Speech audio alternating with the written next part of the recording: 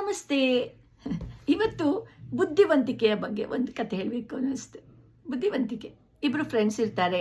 ಅವ್ರಿಗೆ ಬೀಚ್ ನೋಡಬೇಕಂತ ತುಂಬ ಆಸೆ ಆಗುತ್ತೆ. ಪ್ಲ್ಯಾನ್ ಮಾಡ್ಕೊಳ್ತಾರೆ. ಆದರೆ ಒಬ್ಬನಿಗೆ ಹೋಗೋಕ್ಕಾಗಲ್ಲ, ಕೆಲಸ ಇರುತ್ತೆ. ಅವಾಗ ಇನ್ನೊಬ್ಬ ಫ್ರೆಂಡ್ ಹೇಳ್ತಾನೆ, ಸರಿ ನಾನು ಹೋಗ್ಬಿಟ್ಟು ಬರ್ತೀನಿ ಅಂತ ಹೊರಟ್ಬಿಡ್ತಾನೆ.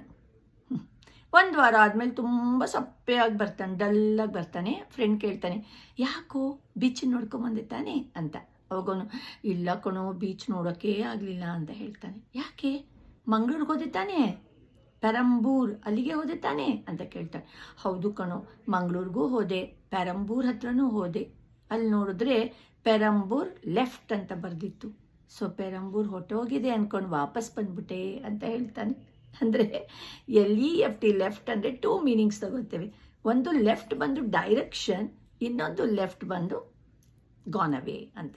ನೋಡಿದ್ರ ಬುದ್ಧಿವಂತಿಕೆ ಇದ್ದಿದ್ರೆ ಅವ್ನು ಪೆರಂಬೂರ್ ಬೀಚ್ಗೆ ಹೋಗಿ ಮಜಾ ಮಾಡ್ಕೊಂಡು ಬರ್ಬೋದಿತ್ತು. ಇನ್ನೊಂದು, ಗಾಡಿನ ಸರ್ವಿಸಿಗೆ ತೊಗೊಂಡೋದಾಗ ಮೆಕ್ಯಾನಿಕ್ ಕೇಳಿದ್ರು, ಎನಿ ಕಂಪ್ಲೇಂಟ್ಸ್ ಅಂತ. ತಕ್ಷಣ ಕಂಪ್ಲೇಂಟ್ಸು ನನಗೆ ತಿಳಿದಂಗೆ ಯಾವುದೂ ಇಲ್ಲ, ಪೊಲೀಸ್ ಸ್ಟೇಷನಲ್ಲಿ ಏನಾದರೂ ರಿಜಿಸ್ಟರ್ ಆಗಿದ್ದರೆ ನೋಡಬೇಕು ಅಂತ ಹೇಳಿದ್ರಂತೆ. ಆವಾಗ ಮೆಕ್ಯಾನಿಕ್ ನಕ್ಬಿಟ್ಟು, ಅಯ್ಯಯ್ಯೋ ಆ ಕಂಪ್ಲೇಂಟೆಲ್ಲ ಕೇಳ್ತಿರೋದು ನಾನು, ಗಾಡೀಲೇನಾದರೂ ಕಂಪ್ಲೇಂಟ್ಸ್ ಇದೆಯಾ ಅಂತ. ಆವಾಗ ನೋಡಿದ್ರ ಬುದ್ಧಿವಂತಿಕೆ ತುಂಬ ಮುಖ್ಯ. ಯೋಚನೆ ಮಾಡಿ ಮಾತಾಡಬೇಕು. ಧನ್ಯವಾದಗಳು. ಮತ್ತೊಂದು ಕಥೆಯಲ್ಲಿ ನಿಮ್ಮನ್ನೆಲ್ಲ ಮೀಟ್ ಮಾಡ್ತೀನಿ.